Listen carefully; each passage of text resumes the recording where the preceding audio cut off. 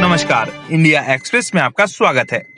जयंत चौधरी को अखिलेश यादव ने राज्यसभा भेजा और ओम प्रकाश राजभर की पार्टी को विधान परिषद की एक भी सीट नहीं दी। यह दर्द सुभाषपा प्रमुख ओम प्रकाश राजभर बयां कर चुके हैं। कह चुके हैं कि सपा को गठबंधन धर्म का पालन करना चाहिए था और इसी के हिसाब से एमएलसी की कम से कम एक सीट तो सुभाषपा को दी जानी चाहिए थी। जयंत चौधरी तो राज्यसभा पहुंच गए, लेकिन क्या उन्होंने कभी अखिलेश यादव से यह बात की कि 8 सीट जीतने पर हमें तो राज्यसभा भेजा जा रहा है, लेकिन विधान परिषद की एक सीट तो सुभाषपा को भी दी जाए।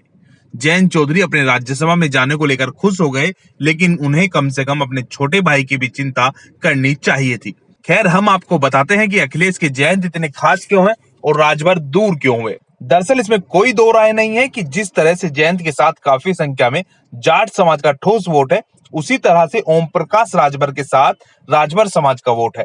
लेकिन एक तो राजभर बड़बोले हैं और कई बार ऐसी बात कह देते हैं जो सच से परे होती है। लेकिन सबसे बड़ा टैग उन पर दल बदलू का भी है। उनकी विचारधारा कब बदल जाए कोई नहीं बता सकता।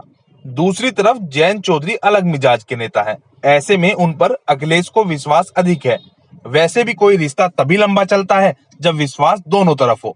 अखिलेश और जयंत की दोस्ती 2018 में हुए कैराना लोकसभा सीट के उपचुनाव से चली आ रही है। दोस्ती अब तक मजबूत है और तय ही है कि 2024 का लोकसभा चुनाव भी साथ लड़ा जाएगा। अखिलेश को एहसास है कि जयंत उनके गठबंधन का बेहद महत्वपूर्ण और मजबूत हिस्सा है।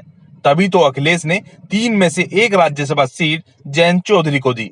वहीं अखिलेश राजभर को समझ गए थे कि जिस तरह से उनके तेवर हैं, उससे तो राजभर के साथ रिश्ता लंबा चलने वाला नहीं है। वैसे भी राजभर की शिवपाल यादव और ओवैसी से भी दोस्ती रही है। शिवपाल के साथ राजभर भी मुख्यमंत्री आवास पर आयोजित राष्ट्रपति चुनाव के मद्देनजर डिनर में पहुंचे थे।